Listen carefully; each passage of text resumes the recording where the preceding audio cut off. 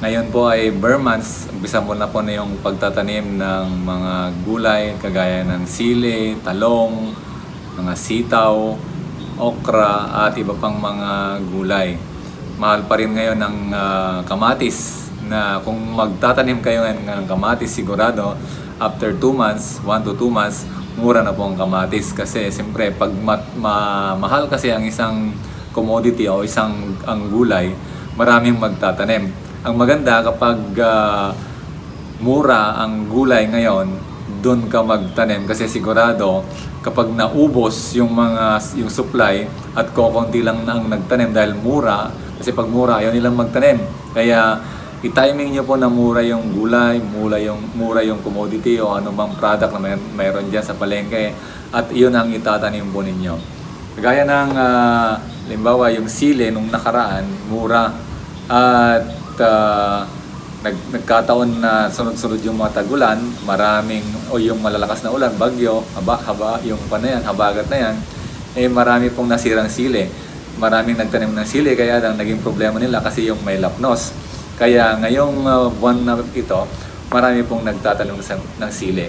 In fact, hindi po ako nagtatanim ng sili, pero hindi pa ako nagtatanim pero magtatanim po tayo ng sili. Meron po tayong ginagabayan na mga viewer, mga farmer na gustong magtanim ng sili, gustong magtanim ng yung palay, yung sitaw, ginagabayan po natin sila at pinupuntahan po natin. Ang tanim lang po natin ngayon ay palay na at kasalukuyang malapit na po siyang maglihi at nailagay na po natin yung last na abono and nag-spray na po tayo ng heavyweight tandem, yung 3K fertilizer, anaa at silhouette. Gagawin po natin 2 to 3 times yung pag-spray. Titignan po natin kung anong gagawin niya sa ating palay. Talagang makakapal yung ating palay, do hindi siya hybrid na kagaya nung tinanim ko nung nakaraan na talagang ang lalaki, ang daming ani. So, sa panahon ngayon mga kaibigan, mga kapatid na magsasaka, kung ang ilan sa inyo ay nalugi nung nakaraan, nababad sa ulan or ano pa man yung mga nangyari sa inyong mga tanim, no? Kung sarili nyo po yung lupain, humanap po kayo ng paraan para makapagtanim ulit. Etong November, December, January, February, napakagandang panahon po yan para magtanim. Sa mga nagtatanim po ng mais, kung gusto nyong makuha yung gross na 200,000 sa 1 hectare, nakukuha yan pag nagtanim kayo sa buwan ng November, December, January at February hanggang March, pwede pong makuha yon yung gross na 200,000 per hectare. At kung gusto nyong malaman kung paano po gawin yon, meron po tayong guide. Meron po tayong itinuturong pamamaraan kung paano makuha yung harvest or yung kita na yon. So, tayo din po ay nag-aalok or nagbebenta ng mga foliar na makakatulong at ito'y nasubukan na ng marami nating mga viewer at mga subscriber at especially yung mga nagtatanim ng mais, sila po ay umani ng mas malaki sa dati kumpara sa mga dati nilang ani no hindi pa sila gumagamit ng kagaya ng 3K fertilizer, chelated calcium, power grower, heavyweight tandem at yung ating anaa na napakabisa po yan. Yan po ay growth hormone. At kung kayo na may problema sa mga uod o ano pa man sa inyong mga mais, makakatulong po sa inyo yung Wild Kid, yung Delta King at yung paglalagay natin ng silhouette para maging makapit. Marami tayong mga problemang pinagdaanan pero huwag po tayong sumuko dahil sa mga problemang yan tayo ay tumitibay. Doon mahirap bumangon o tumayo kung minsan.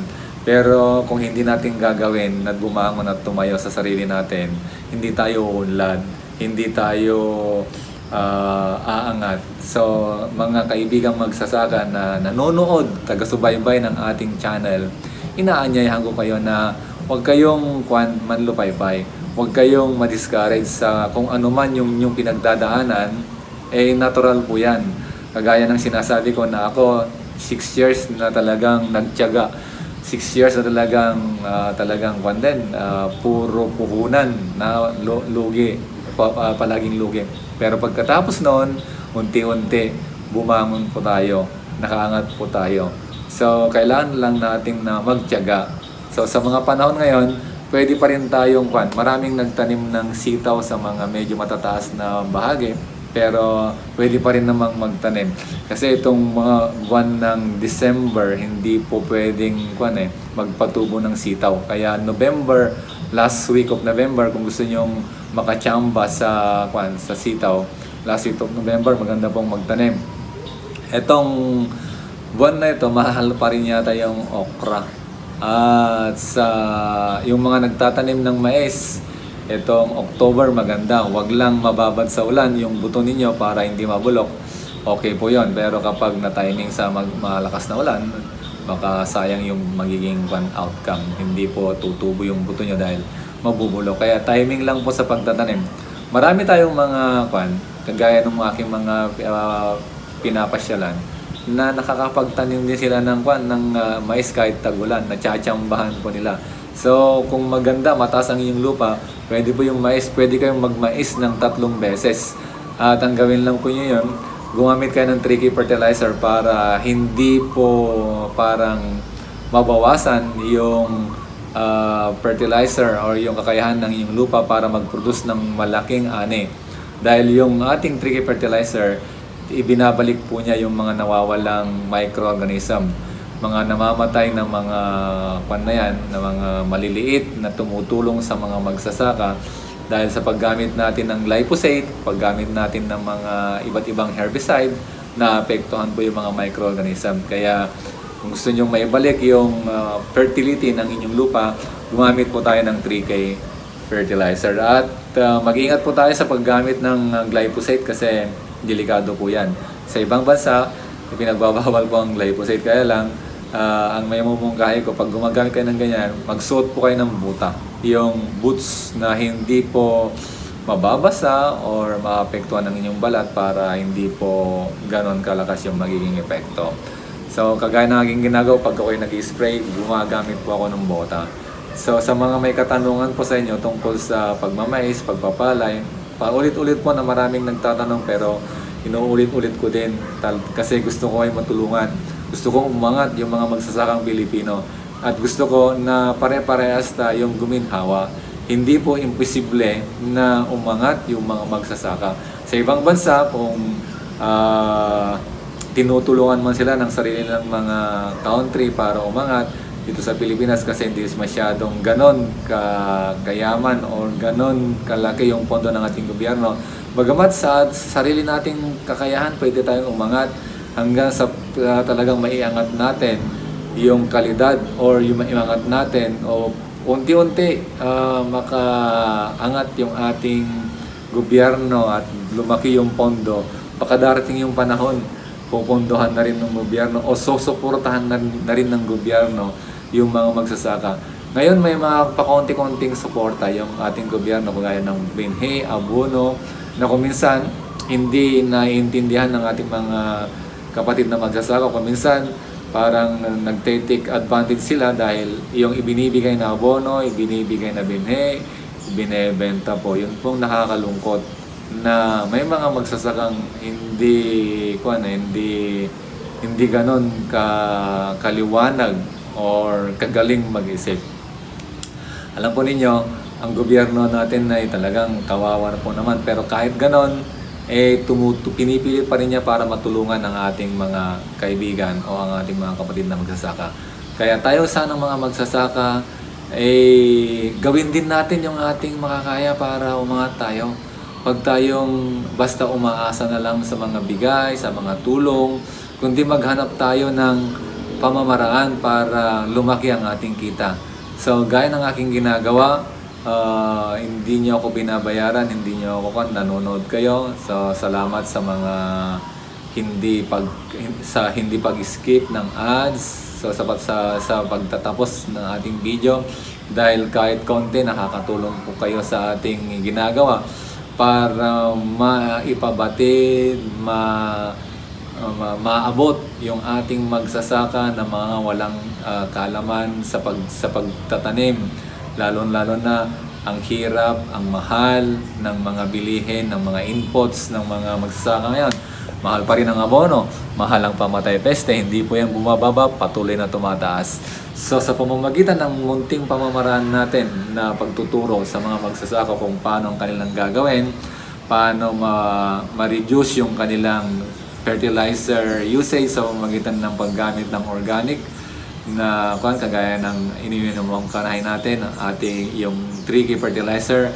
Maganda po yan para ma-reduce, kung hindi man ma-reduce yung abono, tataas niya po yung kita or itataas niya yung ating ani. Kagaya ng pag-spray at pag-abono sa tamang timing. Marami sa atin mga magsasaka, especially ngayong panahon ng pagtatanim ng palay, yung nag-aabono pa rin kahit na lumabas na po yung panicle, at nag-spray pa rin kahit na nakalabas na po yung panicle. Hindi na po epektibo yun. Ang tamang pag-aabono ay yung yung last na abono ng palay ay dapat bago siya maglihi. Yung last na spray naman ng palay dapat bago lumabas yung kanyang panicle para epektibo po siya, magagamit po siya ng halaman. Parang tayo na halimbawa gagamutin mo yung sa kalang iinom ng gamot pag nandyan na yung parang bunga, or halimbawa yung pagmalala na, or nandyan na yung sakit, nandyan na. Dapat sa ating kasi tinuturo natin prevention. Tinuturo natin yung bago pa lang aatakin o bago pa lang magkakaroon, bago pa lang lalabas, bago pa lang mapoform, nilalagyan po na natin. Alam nyo, mahaba ang uhay o yung panicle ng palay kapag maaga po tayo naglalagay ng abono. Kapag yung bago siya maglihi, naglalagay na tayo ng abono, mas mahaba po yung uhay. Pansinin po ninyo, maglagay ka ng abono bago maglihi or maglagay ka ng abono habang lumalabas na yung uhay, wala na po yun, hindi na po hahaba, hindi na po dadami yung grains ng palay kapag kayo maglalagay ng abono kapag malapit nang lumabas yung panicle. Bakit po kanyo? Kasi ang formation, ang talaga bago paglilihi, siyempre kung masigla yung palay, marami siyang kinakain, siyempre mas marami siyang ibubunga.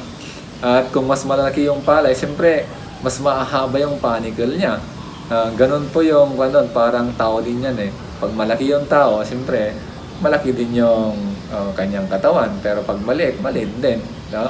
Pag malaki, malaki, matangkad, mabigat. Pag payat, tapos maliit pa, siyempre magaan siya. So the same with the same with crop production. Parang ganun din po yun. Maaga dapat tayo naglalagay ng mga pataba. Sa pagtatanim ng mais, sinuulit ko, dapat 0 to 7 days, nilagay nyo na po yung pag unang abono. At urea po para mataba yung puno ng mais. Sa palay mo naman, binabaliktad ko. Sa mais, nauuna yung urea, huli po yung naghahalo tayo ng complete at saka urea. No? At maganda kung magagandang abonong yung gagamitin kasi mas mabibigat ang inyong aanihin. Sa palay, nauuna yung complete at saka yung urea. Huli po yung purong urea. Kasi mas malalaki, mas magaganda pag mahuli yung purong urea sa palay. Mas malalaki po yung kanyang panicle. So, ngayong panahon na to, na kung saan talagang parating na yung malamig na panahon, magtanim po tayo para makabawi po tayo. Hindi natin alam kung meron pang mga bagyo, pero kahit meron pa bang darating na bagyo, wag po tayong matakot. Sububok po tayo. Alam nyo, yung pagtatanim, kagaya ng iba pa nating ginagawa, kahit anong gawin natin, parang mga sugal yan eh. Kahit ngayong mga, halimbawa, buy and sell ka,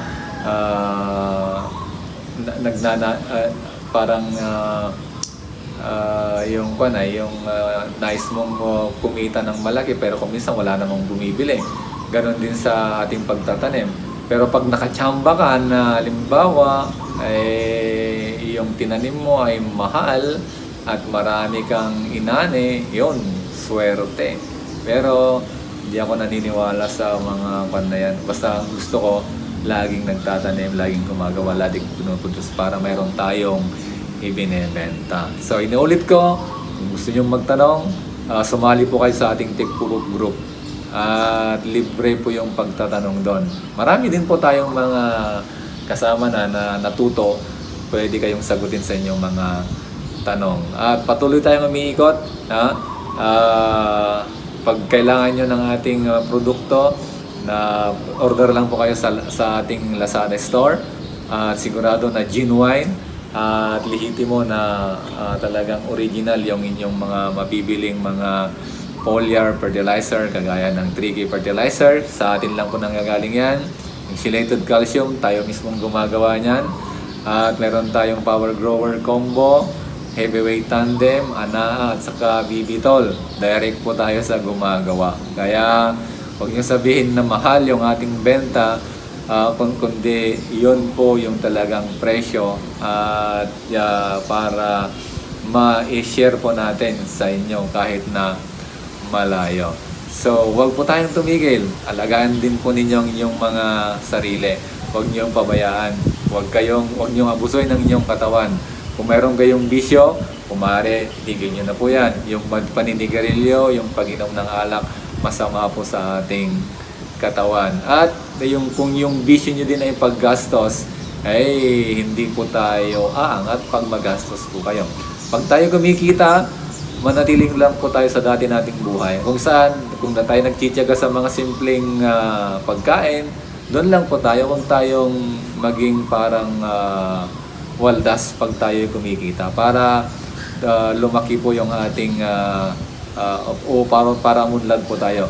Kung may mga kailangan po tayo sa pagsasaka, gaya ng sprayer, mga tractor, pag-ipunan po natin yan para unti-unti umangat po ang ating buhay.